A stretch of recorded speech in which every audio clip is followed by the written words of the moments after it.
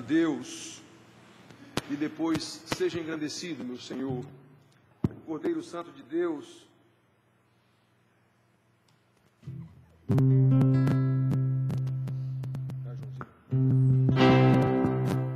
exaltamos, ó Cordeiro Santo de Deus, e declaramos as tuas maravilhas. Teu Espírito se manifestará nesses dias.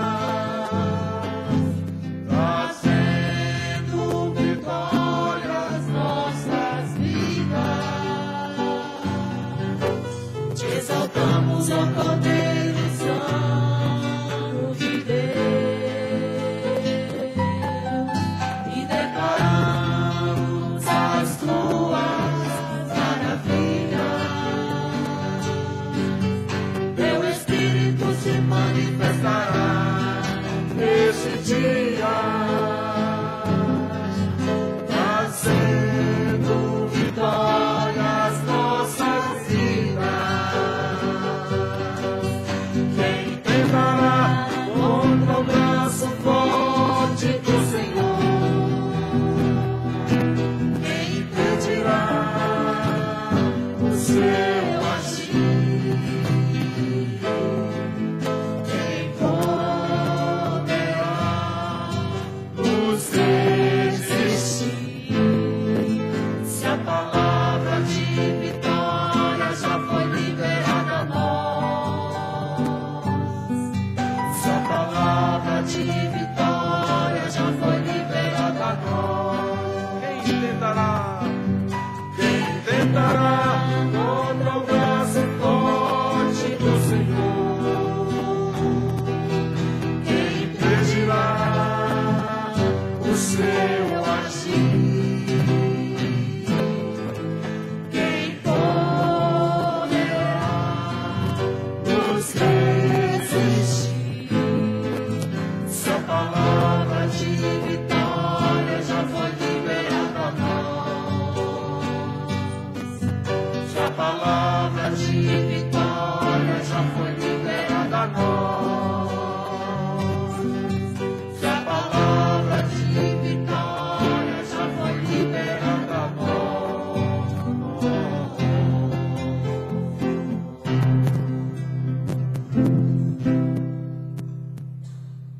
Seja engrandecido, meu Senhor, ó Deus da minha vida. Tu és o Deus da minha salvação. Seja engrandecido, ó Deus da minha vida. Tu és o Deus da minha salvação. És a minha rocha, a minha segurança. Meus lábios sempre te exaltarão. Aleluia, aleluia. Te louvo, pois sei que sobre todas és Senhor. Aleluia, aleluia. Te louvo, pois sei que sobre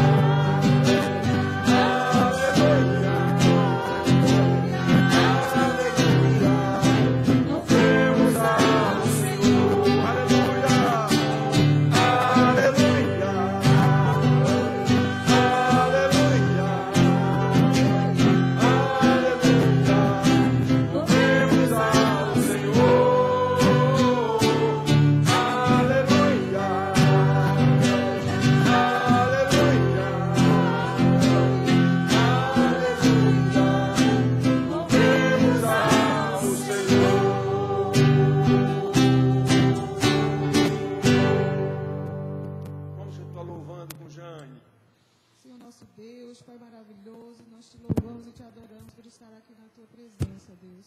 Obrigado por todas as oportunidades que o Senhor tem nos dado, Senhor.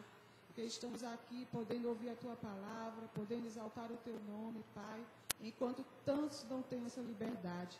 Deus, faz com que nós possamos, Senhor, aproveitar tudo isso, aproveitar a tua graça, Senhor.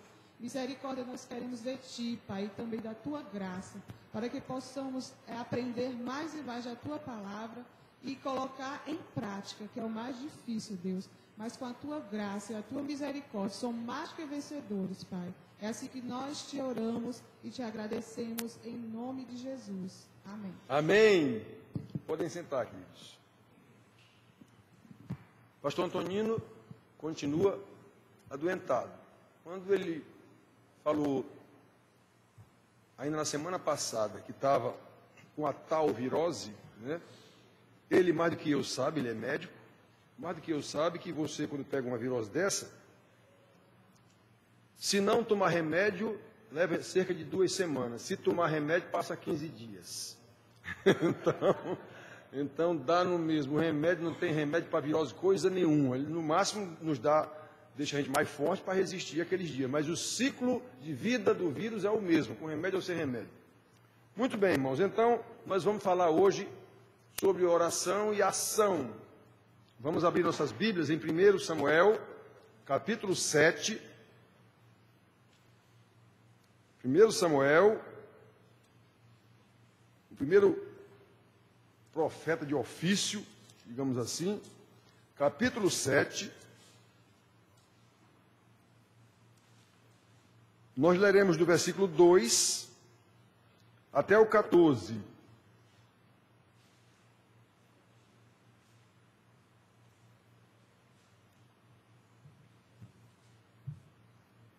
Os irmãos acompanhem a leitura.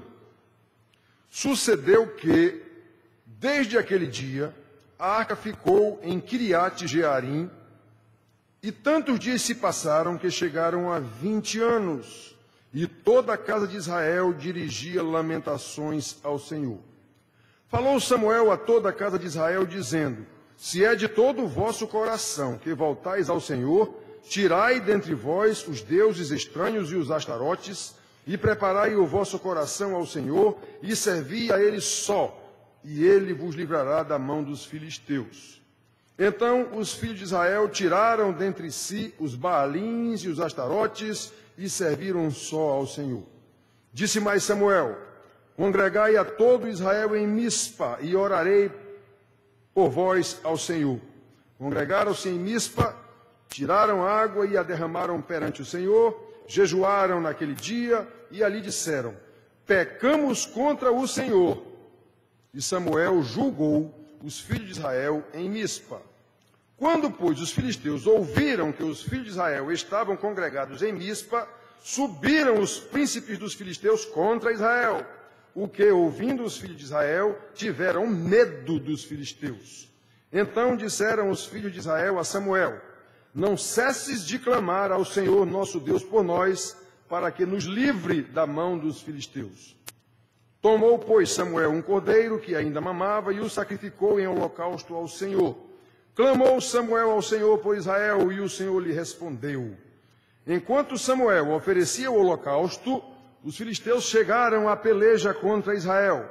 Mas trovejou o Senhor aquele dia com grande estampido sobre os filisteus, e os aterrou de tal modo que foram derrotados diante dos filhos de Israel. Saindo de Mispa, os homens de Israel perseguiram os filisteus e os derrotaram até abaixo de Bet-car.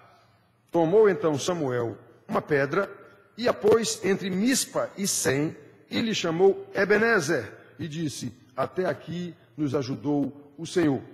Assim os filisteus foram abatidos e nunca mais vieram ao território de Israel, porquanto foi a mão do Senhor contra eles todos os dias de Samuel. As cidades que os filisteus haviam tomado a Israel foram-lhe restituídas, desde Ecrom até Gate, e até os territórios delas arrebatou Israel da mão dos filisteus, e houve paz em Israel, entre Israel e os amorreus.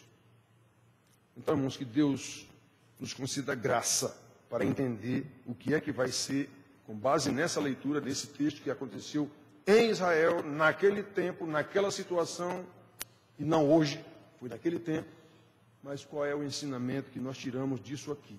Nós queremos falar hoje aqui sobre oração e ação. É comum a gente ouvir, às vezes as pessoas dizem, tem que ver que a palavra oração termina com ação. Eu acho que quase todo mundo já ouviu essa expressão aqui. Pois muito bem, ação não tem absolutamente nada a ver com a palavra oração. Termina com oração, que nem várias outras palavras terminam com ação também, e não tem nada a ver. A etimologia da palavra oração é simplesmente falar com alguma divindade. Clamar, pedir, orar, daí que vem orador, oratória, porque está se falando, na época se falando com uma divindade. Recitar, não é? De onde vem a palavra reza. Então, na verdade, a palavra oração não tem nada a ver com ação, etimologicamente falando. Embora termine com ação, a palavra oração. Não tem nada a ver. Mas nós vamos meditar nesse texto, lembrando desse aspecto que a gente ouve de vez em quando, a palavra oração termina com ação. Se a etimologia da palavra não tem nada a ver, a prática de vida, de oração, envolve ação. Sem nenhuma dúvida. Nós vamos ver isso. A relação entre oração e ação. Vamos ver se conseguimos entender por que algumas pessoas enfrentam situações de opressão, tribulações, dificuldades, e mesmo orando constantemente, mesmo frequentando tudo quanto é reunião de oração, de que ela tem conhecimento, a situação não muda. A qualidade de vida não melhora. O que pode levar essas pessoas, às vezes, até a duvidar da providência de Deus em suas vidas, a duvidar da graça de Deus em suas vidas. Tudo errado. Então, esta é uma realidade que podemos constatar quando lemos que o povo de Israel sempre se queixava do abandono de Deus, quando Deus pesava a mão sobre eles ou os deixava entregue à sua própria sorte. Vamos ver o contexto aqui, irmãos. Lemos um trecho aqui envolvendo Samuel, dizendo aqui, começa dizendo, sucedeu que desde aquele dia a arca ficou em Quiriate-Jearim. Aquele dia quando? Antes de Samuel, o juiz e sacerdote era Eli. Estão lembrados? Sacerdote Eli. Seus filhos, Hofni e Finéias, já eram sacerdotes, juízes de Israel também, ajudando o pai. Eli foi quem preparou Israel. Estão lembrados de Israel, filho de Ana, que não tinha filho, Deus lhe deu um filho, ela disse, se o Senhor me der um filho, eu entregarei esse filho para o templo, e entregou. O menino ficou lá aos cuidados de Eli. E Eli preparou Samuel, o primeiro profeta de ofício. Desde menino já ouviu a voz de Deus e foi dizer a Eli. Muito bem. Então, os filhos de Eli eram maus. A Bíblia relata, faziam pouco caso dos sacrifícios que levavam para o templo. Usavam de forma indevida. E a Bíblia diz que Eli não corrigia seus filhos, não tinha moral, autoridade para os seus filhos. Então vieram os filisteus contra Israel. O Senhor já tinha dito através do menino Samuel a Eli, porque honraste aos teus filhos mais do que a mim. O que quer dizer isso? Preferiste ficar de bem com os teus filhos a cumprir o que eu mandei? É isso que ele quer dizer? Eu matarei você e seus filhos. Pois bem, foi nessa batalha. Mataram os 2 filhos de Eli. Quando ele soube a notícia, levaram mais a arca da aliança. Quando ele soube da notícia, caiu, quebrou o pescoço e morreu também. Muito bem. Aí, aqui nós começamos a dizer, a ler, que sucedeu que desde aquele dia, que dia? O dia em que a arca do Senhor voltou para Quiriate-Jearim. Ela voltou. Os filisteus a devolveram, porque ela levou maldição para eles. Doenças, tudo quanto era tipo. Tudo quanto era tipo. Então, meus irmãos, os filisteus eram os piores inimigos de Israel. Maltratavam os israelitas, subjugavam, levavam seus filhos e filhas, roubavam suas lavouras, faziam tudo de ruim. Agora, prestem atenção a uma coisa aqui, irmãos. A arca voltou. Quando levaram a arca, então eles imaginaram, pronto, estamos perdidos. A arca era a presença de Deus. Eles idolatravam a arca, como idolatravam o templo. Estamos perdidos, levaram a arca. Pois é, a arca voltou. Deus fez com que a arca voltasse. A arca já estava lá. Agora, prestem atenção a esse detalhe, irmãos. Versículo 2. Sucedeu que desde aquele dia, aquele dia em que a arca voltou, a arca ficou em Kiriat Jearim, e tantos dias se passaram que chegaram a 20 anos. E toda a casa de Israel dirigia lamentações ao Senhor. A arca voltou, mas a situação do povo não era nada boa.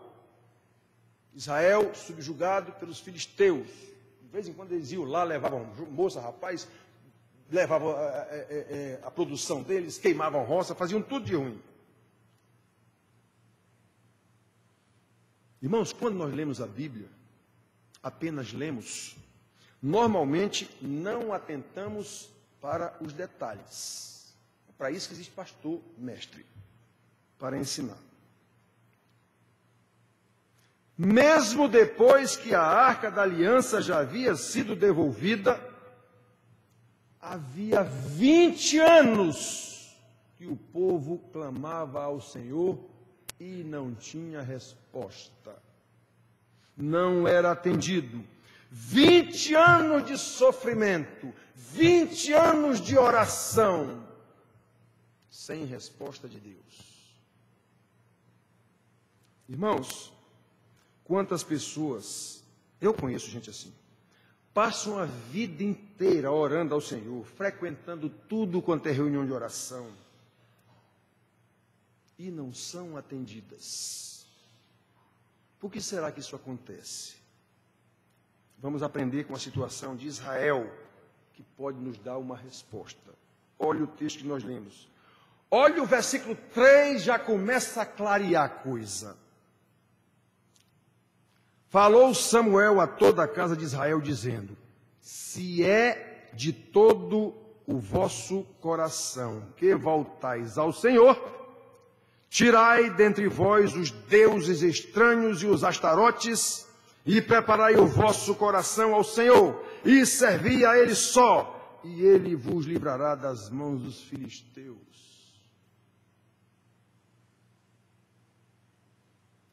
Perceberam, irmãos? Esse se é que de Samuel já nos dá uma pista de qual era o problema. Pelo que nós podemos concluir claramente, as orações dos israelitas não correspondiam às suas ações. Oravam há 20 anos, mas com astarotes, baalins, Deus não sei quem, Deus não sei quem, Deus não sei quem, no meio do povo de Deus. Se é que de todo o coração vocês voltam para Deus, então mostrem isso. Tirem dentre vós os deuses estranhos e os astarotes e servi a Deus somente. Viram? Como não adianta participar de reunião de oração nenhuma sem consertar a sua vida com o Senhor? Pode participar de quantas reuniões de oração que eu já disse para vocês, todas. Provavelmente sem nenhuma exceção. Essas reuniões de orações que a gente começa nas igrejas, todas são puramente manipulação do emocionalismo de pessoas cheias de paixões, como Paulo diz, que nunca chegarão ao conhecimento de Deus. Olha aqui porque é que Israel estava orando há 20 anos, com arca e tudo, e não adiantava suas orações.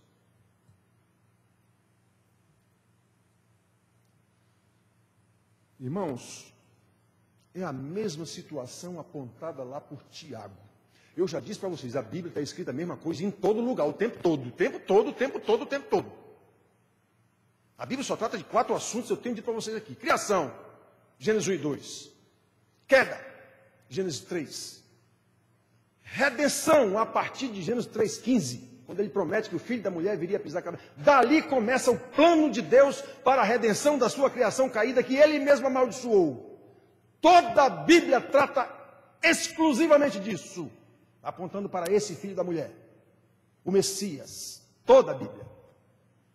Redenção é a Bíblia toda, é o plano de Deus. Por fim, o Apocalipse, a consumação final de todas as coisas. É só disso que a Bíblia trata. Portanto, o que tem escrito nela é a mesma coisa o tempo todo. Então, repare, o que é que ele está dizendo aqui? Não adianta, meus filhos, vocês orarem e as atitudes de vocês serem outras. Tiago diz isso.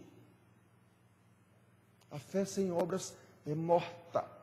É a mesma coisa. Então não adianta você dizer que é crente e não agir como crente. Isso é papo furado. Isso é papo furado. Ou seja, é mais comum do que se imagina as pessoas se dizerem crentes, mas não viverem como crentes. Ainda que clamem a Deus sem cessar em tudo quanto é reunião de oração que conhece, ainda são qualificadas como normalmente mulheres de oração. A vida dela reflete isso? Não. Claramente não. Pelo menos os casos que eu conheço. Obviamente as orações não terão resposta. Continuando a ler o versículo 3, podemos ver que esse "se é que" de Samuel indica claramente que Deus não ouve orações vazias de ações equivalentes. Falou Samuel a toda a casa de Israel, dizendo: se é que de todo o vosso coração que voltais ao Senhor, tirai, olha a ação, tirai dentre vós os deuses estranhos e os astarotes e preparai o vosso coração ao Senhor e servi a Ele somente, e Ele vos livrará da mão dos filisteus. O problema naquela época eram os filisteus, um povo armado. Os filisteus descobriram naquela época já a era do ferro, começou com os filisteus. Israel ainda era na época da era do bronze. As espadas de Israel ainda eram de bronze, as dos filisteus já eram de ferro, muito mais dura. Quem introduziu esse conhecimento do ferro em Israel foi Jonatas, filho de Saul, que copiou exatamente dos filisteus. Irmãos queridos, Deus não ouve orações vazias, destituídas de atitudes coerentes. Atitudes coerentes com as orações. A continuação das palavras de Samuel expõe claramente o pecado, a hipocrisia do povo. Tirai dentre vós os deuses estranhos. Como é que vocês têm a cara de pau de vir orar ao Senhor, cheio de deuses estranhos nas suas casas? Vejam porque o povo estava orando e clamando há 20 anos sem resposta. A sua oração era vazia de ações equivalentes. Ainda conservavam os deuses estranhos, conservavam os balins, os astarotes, deuses dos povos pagãos, deuses da chuva, deuses da fertilidade, Deus do amor e tantos outros deuses que tinha na época. Eu lembro a vocês que a casa de Davi tinha um ídolo de tamanho normal, tamanho de um homem, na casa de Davi. Quando Saul mandou seus soldados para buscar Davi lá para matar, e a mulher soube, Mical, se não me engano, filha de Saul, ela armou lá um engano aos camaradas. Foge, Davi, foge que eu dou um jeito aqui. Botou o ídolo do lar na cama no lugar de Davi e botou lá uma peruca de cabra, alguma coisa. Quando os caras chegaram lá, ele está doente. Quer dizer, tinha um ídolo na casa de Davi. Então ninguém se espante com essas coisas, não. Sempre foi assim, sempre será. Irmãos queridos, hoje é diferente? Não. Os tais crentes não tem Nossa Senhora, São Benedito, não sei o que em casa. Mas tem outro Deus, um outro ídolo que é muito mais forte, mais poderoso do que estes. Chama-se smartphone. Vamos chegar lá. Então não é diferente não, irmãos. Se nós não temos imagens de deuses, Vários deuses se interpõem entre o nosso Deus e nós. Esses deuses podem ser a própria família. Você prefere sua família do que, olha, Eli preferiu a família, os filhos. Eu não vou me dispor com meus filhos. Se eu chamar a atenção de meus filhos que estão fazendo pouco caso do sacrifício a Deus, eu vou ter problema com meus filhos, então é melhor eu não chamar a atenção deles. Pois é. Deus diz, preferiu honrar teus filhos do que a mim. Vou matar os 3. Naquele tempo era assim. Hoje Deus não faz isso. O que é que Ele faz? Manda confusão generalizada para as nossas casas. Filho não obedece pai, mulher não obedece marido, marido não respeita a mulher. Confusão, crentes. Domingo estão aqui. Seja engrandecido.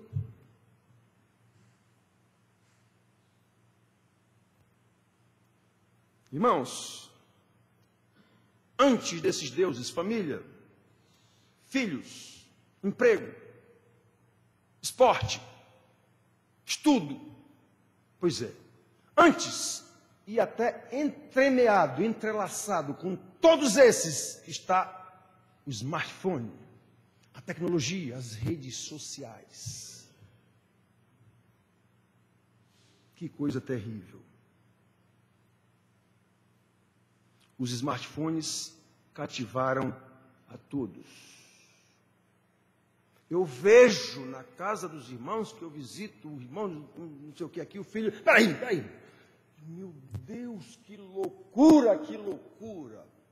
Eu vejo os filhos dentro de casa, parece um zumbi. Não existe um pai e a mãe, um pai no lado do smartphone, a mãe no outro, parece um bando de zumbi dentro de casa. Eu vejo isso.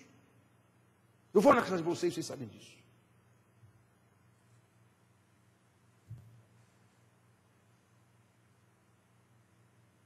Os deuses mais comuns são os de dentro de casa. Cônjuges, filhos, parentes, todos eles com o smartphone na mão. Eu disse para vocês que eu vi uma cena engraçada, eu devia ter fotografado, não fotografei porque fiquei com medo. Às vezes você pode ser processado por uma simples fotografia. Estava no shopping, Margarete, quando vai lá pagar as contas, a mulher que mais paga a conta nesse mundo é Margarete. Então ela vai no shopping pagar a conta, eu vou e fico lá com o meu livro, sentado numa cadeirinha lá, lendo meu livro, e aqui é quando eu levanto a vista para olhar o movimento. Que eu vejo um padre, Frei, sei lá qual era o título dele, sentado lá numa mesa com 2 freiras carmelitas, fardinha, roupinha azul, clarinha, na frente dele, todos 3 no smartphone. Lá eu digo, mas meu Deus, que cena, que cena. Nenhum estava falando com nenhum.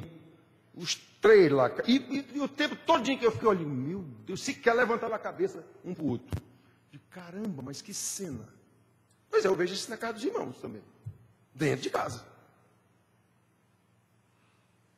Já há casas, irmãos, que o pai manda um zap para o filho ou a filha que está no quarto. Aí a filha de lá responde, não há mais sequer contato físico. O filho entra, vai para o seu quarto, de lá mesmo ele manda uma mensagem para o pai, para a mãe, de lá ela responde. Digo, meu Deus, que loucura é essa? Irmãos, qual é a realidade que nós não podemos negar? As pessoas oram, estão em tudo quanto é tipo de reunião de oração, às vezes, mas o comportamento é secularizado, igualzinho o do mundo, em seu relacionamento conjugal, em seu relacionamento com os filhos, em seu relacionamento com os irmãos. A criação dos filhos é igualzinha à criação do pessoal do mundo. Como foi o caso do sacerdote Eli, que não teve peito com seus filhos, não quis se indispor com os filhos, e deu no que deu. Presta atenção, irmãos. Quando não obedecemos ao que Deus mandou com relação aos nossos entes queridos, especialmente cônjuges e filhos, aplicando esse princípio ensinado aqui, vamos continuar orando em vão. 20 anos na criação de um filho desobediente, ficando cada vez pior. Aí depois haja reunião de oração, para Deus consertar aquele filho que eu criei, sem ter moral, sem ter força, que nem Eli. Haja reunião de oração. Haja estar domingo na igreja. Seja engrandecido, ó Deus da minha vida. Irmão, nós precisamos acordar. Eu vou ficar batendo nisso aqui todo domingo. Eu conheço vocês. Vocês estão lembrados disso?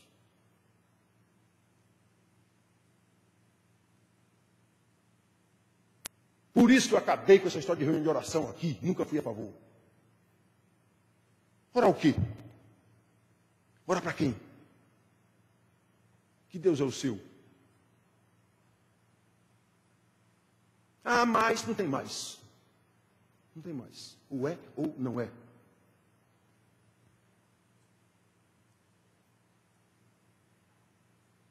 Já houve quem disseram, ah, pastor, mas hoje é diferente, então a Bíblia não presta mais.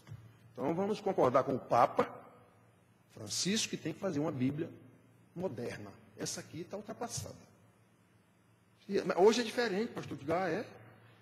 Hoje a minha Bíblia é a mesma ainda. Vamos pegar a Bíblia do Papa, quando ele lançar uma Bíblia aí, feita pela igreja já, uma Bíblia moderna, essa será a nossa Bíblia então.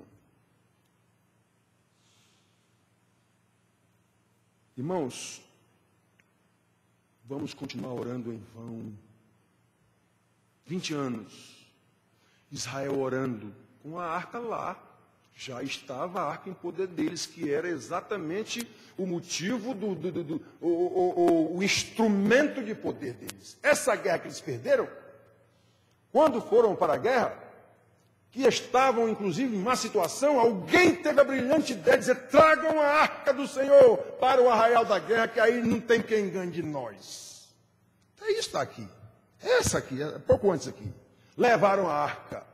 Quando levaram a arca, o povo exultou de uma forma tão grande, alegria, agora chegou a arca. Pronto. É a bomba de hidrogênio dos Estados Unidos. Resolve qualquer parada. Agora chegou a arca. O barulho que eles fizeram, da gritaria que eles fizeram, foi tão grande que os filisteus escutaram lá do outro lado da peleja e disseram, que é isso? Disseram, trouxeram a arca da aliança do Deus deles para o arraial. Os filisteus, ai, valei-me meu santo, sei lá quem era na época. Estamos perdidos. Aí os príncipes filisteus disseram, eia, avante, vamos lutar, vamos lutar. Lutaram, ganharam e levaram mais a arca. Ou seja, a arca era um amuleto de sorte só. Pois é, aí Deus, sua arca, a arca da aliança, mandou doença para os filisteus, várias doenças para os filisteus. Chegaram lá, botaram a arca junto com, no mesmo sacrário, onde estava lá o Astarote dele, o Astarote Deus derrubou, ele levantaram, Deus derrubou de novo, quebrou o pescoço. Então tudo isso Deus fez. Ele disse, para essa arca aqui, leva de volta, leva essa volta de volta. Foi assim, já estava lá, de volta, há 20 anos. E o povo orando, e nada. Aí Samuel disse, peraí. Se é que vocês querem buscar esse Deus mesmo, primeiro ponto, tirem os ídolos de dentro das suas casas. E adorem a Ele somente. Irmão, nós não estamos na situação de Israel daquela época. Lá a guerra era física. Hoje não é não. Hoje é espiritual, conceitual, cultural. E é pior de você reconhecer. Aqui era física mesmo. Lá o cara para cima de mim com a espada, com a lança, com não sei o quê. E eu sei que ele vai me atacar. Hoje não. Hoje o ataque é simplesmente via smartphone. Não tem nada demais nisso aqui. Crianças viciadas desde bebês.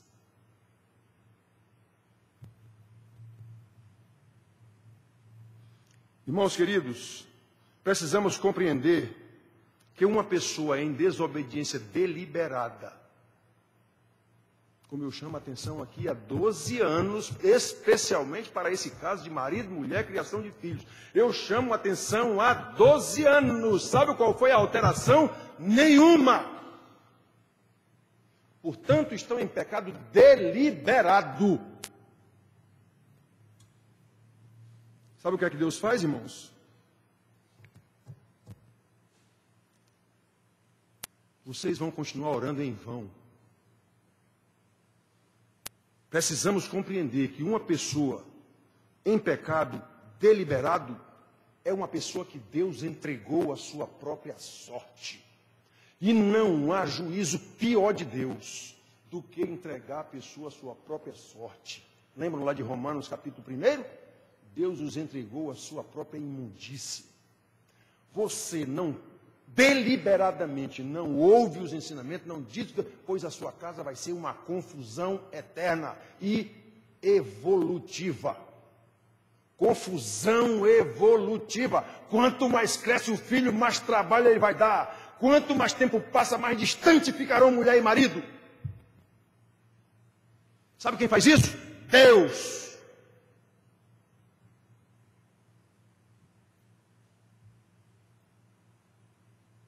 É preciso voltar-se a Deus, irmãos. De todo o coração.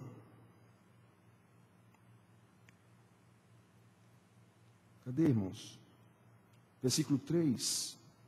Falou Samuel a toda a casa de Israel, dizendo: se é de todo o vosso coração que voltais ao Senhor, tirai dentre vós os deuses estranhos e os astarotes, e preparai o vosso coração ao Senhor. E servi a Ele somente, e Ele vos livrará.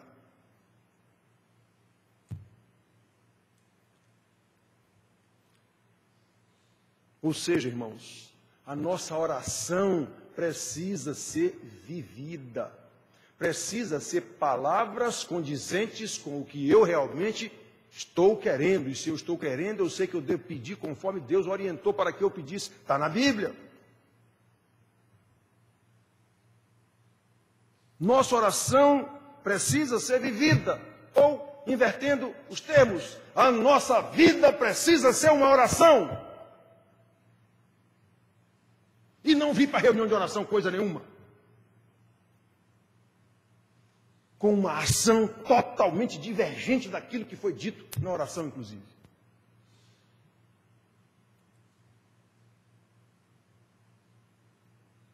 Irmãos, e nós só oramos o que vivemos. Ou vivemos uma oração quando ocorre um verdadeiro arrependimento. Quando ocorre um verdadeiro entregar. Senhor, eu preciso de Ti, Senhor. Eu já disse aqui, está escrito, Deus não rejeita um espírito quebrantado. Deus não rejeita um coração compungido, contrito. Não é normal um pastor chamar a sua igreja e dizer, arrependei-vos. Não é normal porque é um bando de falso pastor. Se fosse um pastor verdadeiro, qualquer um diria isso em qualquer oração. Arrependei-vos, irmãos.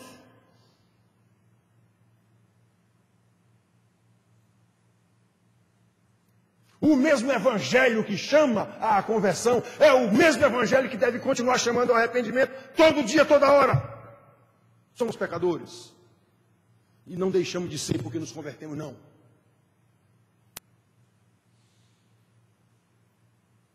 Se converteu verdadeiramente, vai fazer isso que Samuel chamou aqui. Largue tudo. Paulo não disse, somos novas criaturas? As coisas velhas para trás ficaram. Que coisas velhas para trás? Para trás do quê? Que está dentro da minha casa todo dia, toda hora, todo minuto. Para trás do quê? Que nova criatura o quê?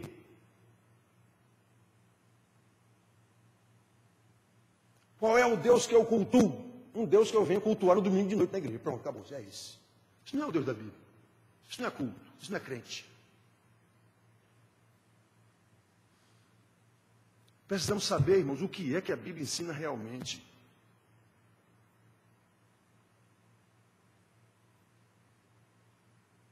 Essa foi a atitude de Israel naquela ocasião. Versículos 4 e 6.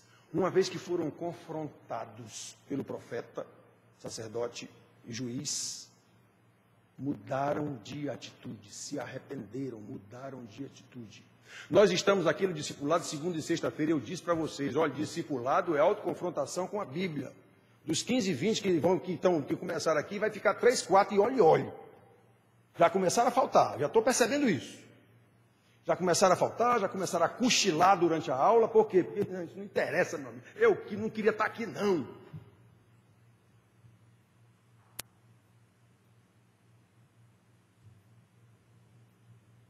(4 a 6). Então, uma vez confrontados pelo profeta, os filhos de Israel tiraram dentre si os baalins e os astarotes e serviram só ao Senhor. Disse mais Samuel: congregai todo Israel em Mispa e orarei por vós ao Senhor. Congregaram-se em Mispa. Tiraram a água e a derramaram perante o Senhor. Jejuaram aquele dia e ali disseram: pecamos contra o Senhor. Arrependimento, confissão. E Samuel julgou os filhos de Israel em Mispa. O povo se arrependeu, obedeceu a palavra do profeta. Nós temos na Bíblia alguns casos claros de confrontação assim: ou vem comigo ou não vem.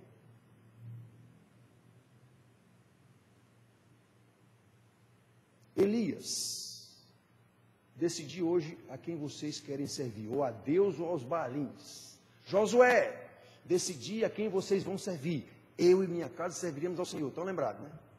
Aqui, Samuel, olha, vocês decidam. Tem que tirar dos Baalins, tem que tirar tudo. Sirvam só ao Senhor. Jesus, até os seus discípulos querem me deixar também, pode ir. Quem não é por mim é contra mim. Quem comigo não ajunta, espalha. Não há nada mais radical do que isso, irmãos. Não há nada mais radical do que conversão.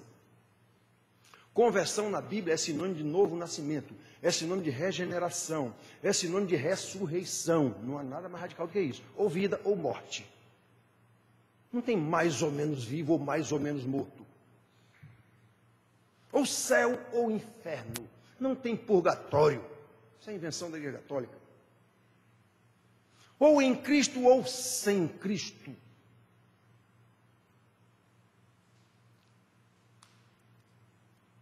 Tornai-vos para mim, o Senhor diz a esse mesmo povo lá em Malaquias: tornai-vos para mim, e eu me tornarei para vós outros, diz o Senhor dos Exércitos, Malaquias 3:7. Foi isso que aconteceu, como nós lemos no versículo 4. Então, os filhos de Israel tiraram de dentre eles os Baalins e os Astarotes e serviram só ao Senhor.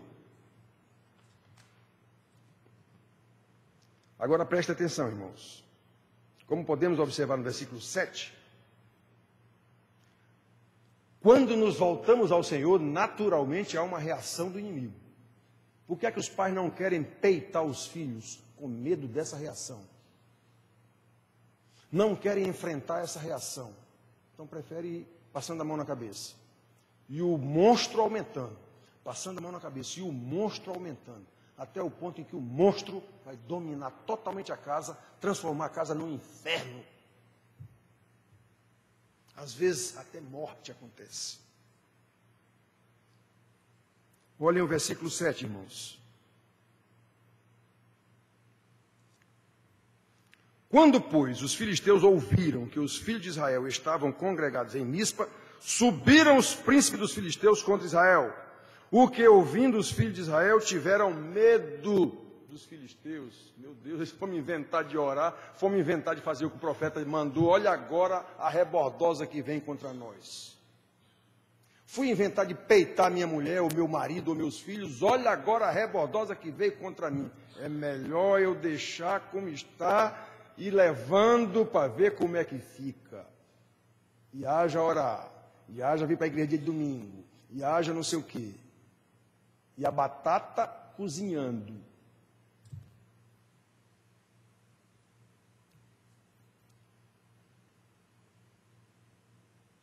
Irmãos, esses inimigos que vão se virar contra nós no momento que nós obedecemos ao Senhor, não podem nos amedrontar.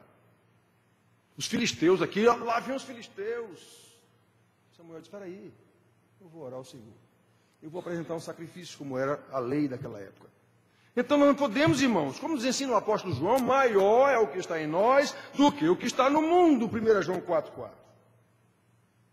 Podemos observar aqui, quando o profeta orou, o sacerdote orou e fez o que tinha que fazer, Deus trovejou sobre os filisteus, que eles se borraram de medo, perderam a guerra só por medo. Versículo 10. Enquanto Samuel oferecia o holocausto, os filisteus chegaram à peleja contra Israel, mas trovejou o Senhor aquele dia com grande estampido sobre os filisteus, e os aterrou de tal modo que foram derrotados diante dos filhos de Israel. Vejam, irmão, como o Senhor, Ele não mandou, então faça, Ele vai garantir. Também podemos observar nos versículos 11 a 14, que quando estavam fortalecidos no Senhor, deixaram os astarotes, deixaram seus ídolos, fizeram o que o Senhor mandou de todo o coração, como o profeta orientou, aí sim. Aí eles é que perseguiram os inimigos. Os inimigos, aterrorizados pelo Senhor, perderam a batalha e eles perseguiram. Saindo de Mispa, os homens de Israel perseguiram os filisteus e os derrotaram até abaixo de Bet-Cá. Na força do Senhor, faremos prodígios. Só que essa força do Senhor está invariavelmente condicionada à minha dependência dEle. Essa dependência envolve obediência total.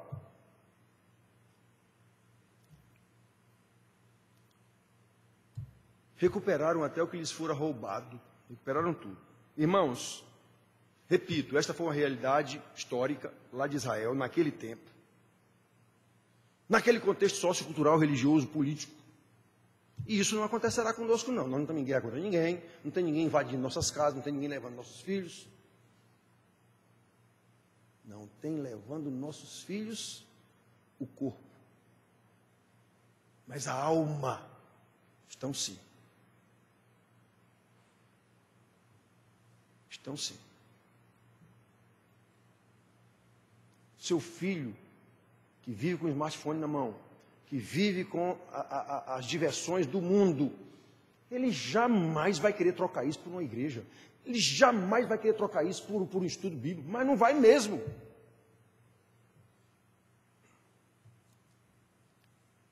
Irmãos, eu conheci irmãos que ensinaram seus filhos, nunca eles quiseram as coisas do mundo.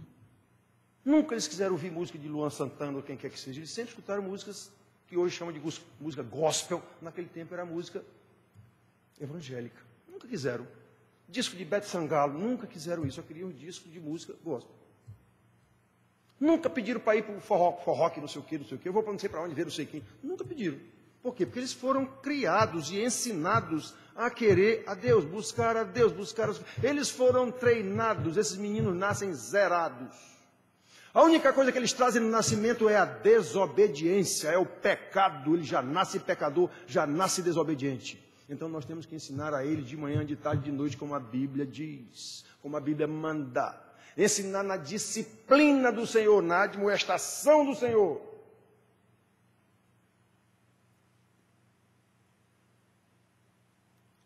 Então, irmão, ninguém vem invadir nossa casa para levar os filhos, como naquele tempo acontecia. De forma material, ninguém está em guerra contra nós. Ninguém nos subjugou. Ninguém nos tomou nada. Mas o princípio aqui é exatamente o mesmo. Se a coisa não acontece hoje de forma física, acontece de forma espiritual. Quando quebramos a aliança do Senhor, não adianta rogar ao Senhor. Eu lembro de um pastor que me confrontou, depois de 15 anos fora da igreja. Filha com 14 anos, toda rebelde. E o pastor me visitou lá no banco. Pastor Robson, você sabe que eu digo o nome quando está errado e digo quando está certo também. Pastor Robson. E eu na hora lá, com todo o cabo errado, pastor, eu queria que o senhor orasse pela minha filha, qual é o problema? A minha filha é desobediente, tal. Você tem criado sua filha na igreja? Não, pastor, eu estou afastado da igreja há 15 anos. Pois é. Você quebrou a aliança. Você não batizou suas filhas? Batizei, pois é. Você quebrou a aliança. Então, para suas filhas virem para a aliança, você tem que voltar para a aliança. Caba macho. Domingo estou na sua igreja. E fui mesmo. E voltei a estudar de forma até desesperada para recuperar os 15 anos perdidos. Com muito pouco tempo, Fui eleito pela igreja como presbítero, porque ele me botou para dar aula, e eu tive que estudar feito um louco, para reaprender o que eu sabia para poder dar aula. Devo isso ao pastor Robson.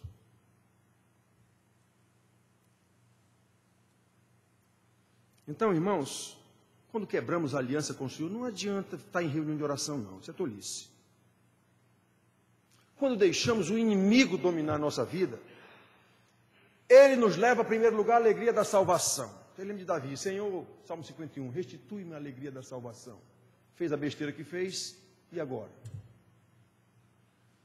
Esse inimigo leva a paz dos nossos lares, confusão, discussão conjugal, discussão com os filhos. Ele leva o amor pelos irmãos. Eu não vou para a igreja mais não, que eu não gosto do irmão tal, não sei o que, ele se afasta da igreja. Não gosto do pastor, não gosto, sei lá, de quem for.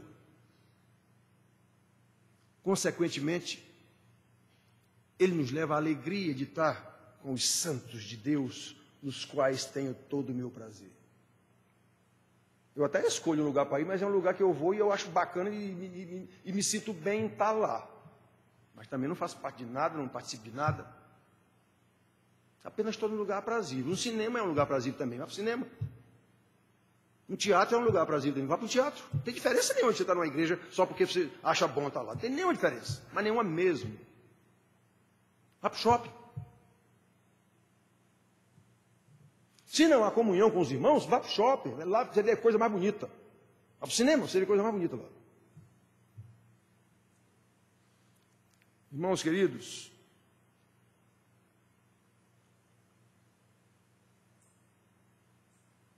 só há uma solução: arrepender-se. O Senhor é tão gracioso, tão bondoso, que Ele nos diz qual é a solução: arrepender-se, voltem-se a mim, e eu me voltarei a vós, outros, diz o Senhor dos Exércitos. Buscar-me-eis e me achareis quando me buscar de todo o coração. Isso está escrito lá na lei. Jeremias repete. Hebreus repete. A Bíblia está escrita a mesma coisa o tempo todo, em todo lugar. Arrepender-se, irmãos, buscar a face do Senhor e agir conforme o que você está dizendo. Com base nos desígnios do Senhor revelados na sua palavra. Não tem outra alternativa para um crente. Não tem outra alternativa. Para um não crente, ou um crente que diz que é crente, jura que é crente, vem para a igreja, mas não age como crente, vai resultar a confusão maior do mundo na sua casa o tempo todo. Confusão com o irmão da igreja.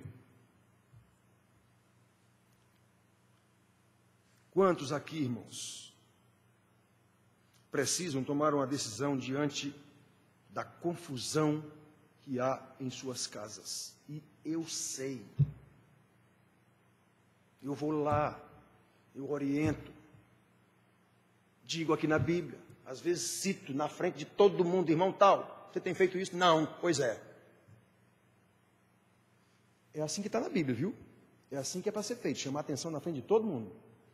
A própria igreja participar de um processo de arrependimento desse irmão, de cura, de oração. É assim que está na Bíblia. Essa história de não, tem que ser dito lá no gabinete pastoral. Isso é negócio de confessionário de padre. Claro que em alguns momentos tem que haver um aconselhamento pessoal. Mas isso é herança da igreja católica. O que é que Jesus diz? Fale com ele, se ele não quiser, chame 2 testemunhas, se ele não quiser, leve a igreja.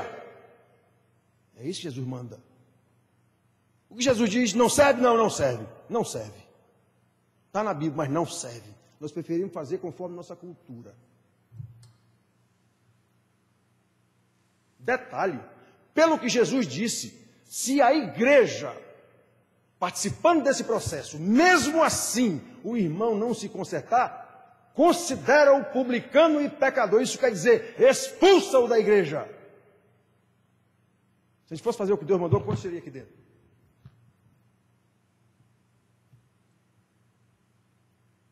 Com base nos ensinamentos, há 12 anos sem efeito nenhum.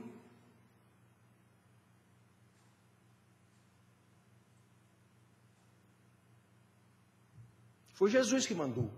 Aí nós não cumprimos o que Jesus mandou, porque a cultura da igreja ensina que é diferente. A gente tem que vir todo domingo para cá e cantar, e orar, e cantar, e não sei o quê, e ouvir uma pregação e ir embora. Só isso. E a batata cozinhando. Há cerca de 10, 11 anos atrás, eu disse para irmãs aqui, anote o que eu estou lhe dizendo. Desse jeito. Anote num papelzinho, dê até o papelzinho, dê mesmo papelzinho. Anote o que eu estou lhe dizendo aí hoje, olha a data e olha a hora. Você vai voltar aqui pedindo oração por esses seus filhos que você não traz para a igreja. Ainda eram meninos com 8 anos, 10 anos.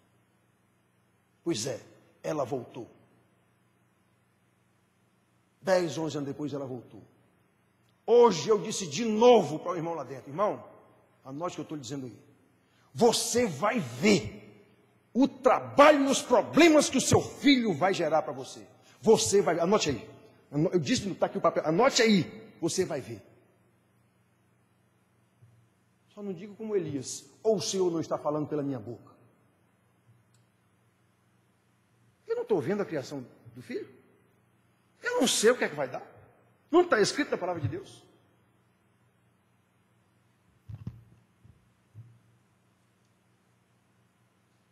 Quando quebramos a aliança com o Senhor, irmãos, Ele mesmo se volta contra nós. Está escrito na palavra isso. Mas Ele dá a solução, arrependei-vos. Busquem-me de todo o coração. Voltem-se para mim e eu me voltarei para vós. Quantos aqui, irmãos, precisam consertar as suas casas? Quantos aqui, especialmente por manter o Deus, internet, smartphone, computador, esse é o maior altar que tem em qualquer casa hoje, é esse. Redes sociais, que não deixam mais esse menino pensar. Todo mundo agora é hiperativo. Hiperativo é uma droga, ele é mal criado. Tem filho hiperativo, coisa nenhuma, ele é mal criado. Em quase 100% dos casos.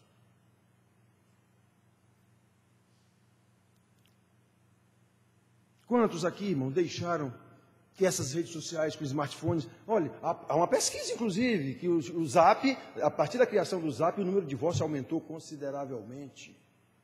Por quê? Porque o camarada no Zap aqui é bacana, ele fica flertando com a moça, a mulher flertando com o homem. É bacana, não tem nada demais, você só... não tem nada demais, Brinque com o pecado. O pecado que levou Deus para uma cruz. Brinque com o pecado. O pecado que levou Deus a morrer numa cruz por causa do meu pecado. Eu estou falando porque sei as consequências do pecado dos 15 anos que eu passei fora da igreja. Eu sei as consequências da minha vida até hoje e vão perdurar o resto da minha vida. Eu sei disso. Quem me garante isso? Deus.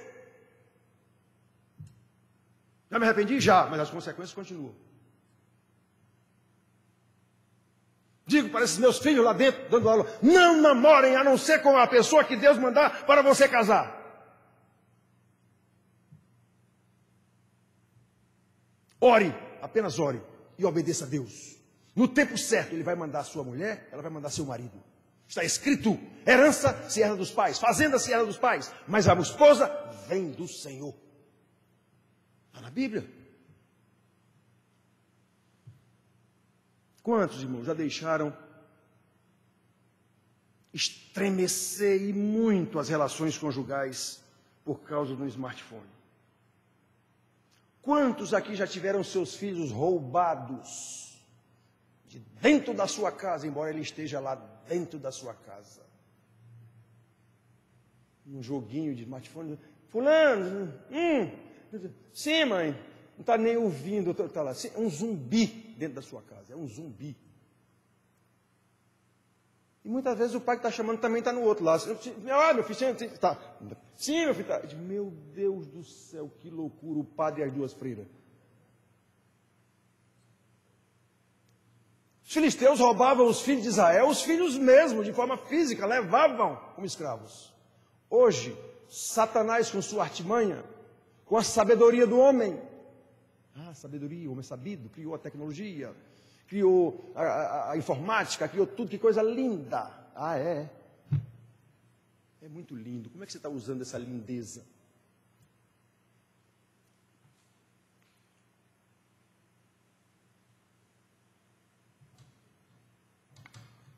Que já aconteceu de eu ligar para irmãos e o telefone não atende nunca. E depois eu falar com o irmão, rapaz, eu liguei, ele diz, rapaz, porque meu filho estava no celular jogando lá. É assim, eu praticamente não eu preciso do celular, ele está lá jogando. Meu Deus do céu. Quantas vezes eu já ouvi isso de irmão, presbítero daqui da igreja, eu já ouvi isso.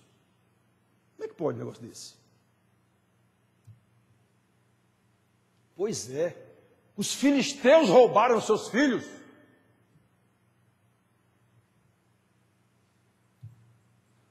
Quantos aqui, repito, irmãos, precisam arrepender-se e buscar a face de Deus e agir conforme os desígnios de Deus revelados na sua palavra. Aí, para eu saber esses desígnios de Deus revelados na palavra, eu tenho que estudá-la. Prestem atenção, irmãos. O exemplo de Israel, como tantas vezes aconteceu em sua história e está registrado na Bíblia para o nosso ensino, como Paulo diz, o que está escrito, para o nosso ensino foi escrito. Como esse trecho que nós lemos, somente o arrependimento nos credencia a chegar diante de Deus, a reatar a aliança com o Senhor, que nós mesmos quebramos em desobediência. Quanto mais entra ano, sai ano, 1 ano, 2 anos, 3 anos, 4 anos, 5 anos, e eu vendo o problema crescer. E eu, menino de 8 anos, quando eu cheguei, eu vendo o problema crescer. E hoje com 20 anos, olha o tamanho do problema com 20 anos. Não obedece mais de jeito nenhum pai e mãe, porque já tem o pescoço grosso, já tem inclusive força suficiente, se for o caso, para meter o cacete no próprio pai, se o pai der uma de brabo. Pois é. Criou a cobra, pois ela agora vai lhe morder. Já vi no livro, pais, façam a criança chorar enquanto ela é pequena, senão ela vai fazer você chorar quando ela for grande. Eu já li isso em algum livro. Então, irmãos, fortalecidos no Senhor e na força do seu poder, a partir do arrependimento e da obediência, então nós podemos tomar uma atitude correta.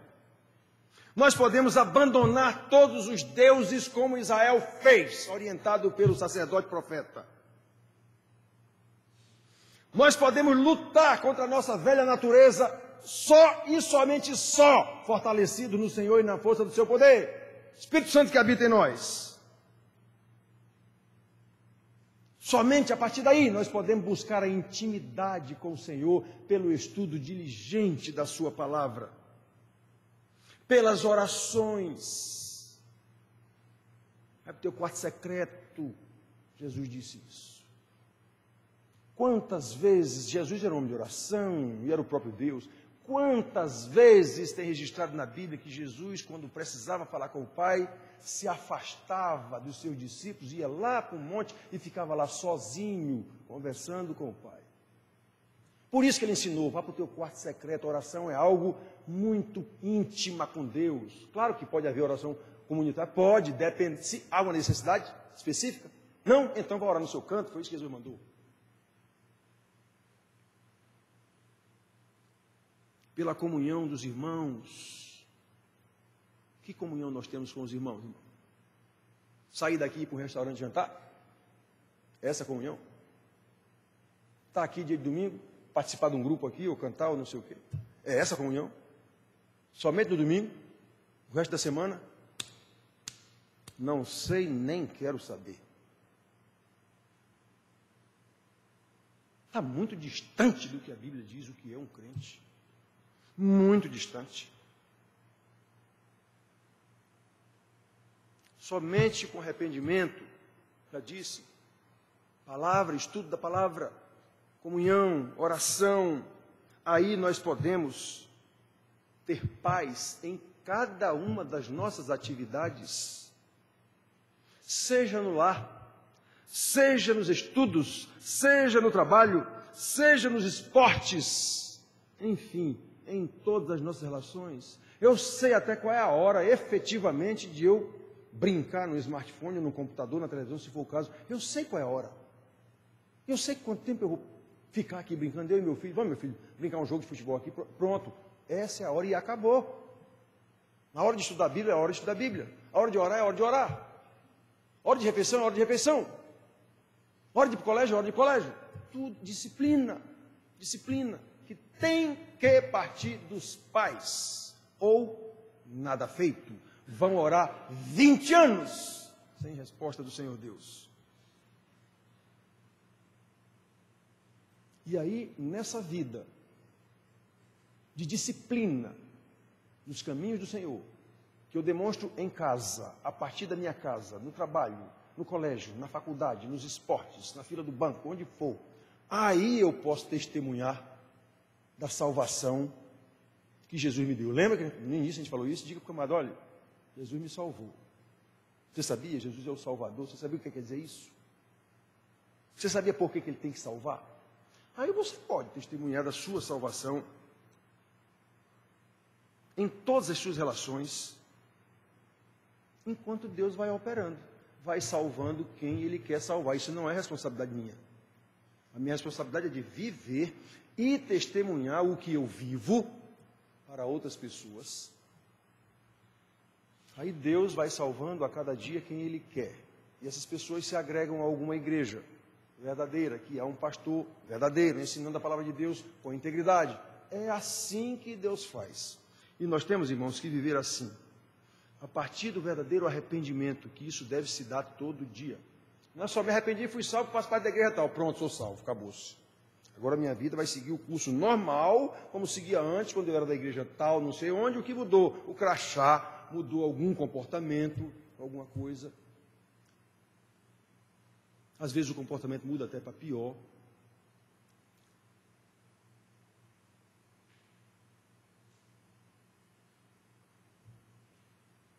É assim, irmãos.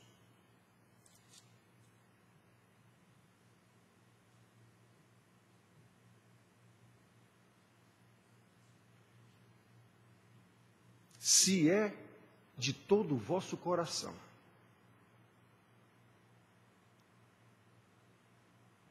que voltais ao Senhor, então eu vou orar por vocês.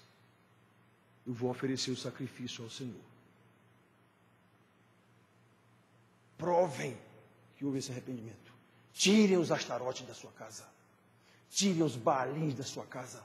E se voltem ao Senhor. E Ele se voltará para vocês. Oração, irmãos. Que como nós aprendemos, termina com ação. Não tem nada a ver a palavra oração com ação. Etimologicamente falando. Mas, espiritualmente falando e pelo ensino, tem sim. A minha oração tem que ser condizente com a minha ação. Senão, minha oração é pura idolatria. Que Deus nos abençoe e nos dê entendimento, graça para compreender, mais graça ainda para pôr em prática o que compreendemos, para que nós possamos efetivamente viver para louvor da glória do Senhor. Amém.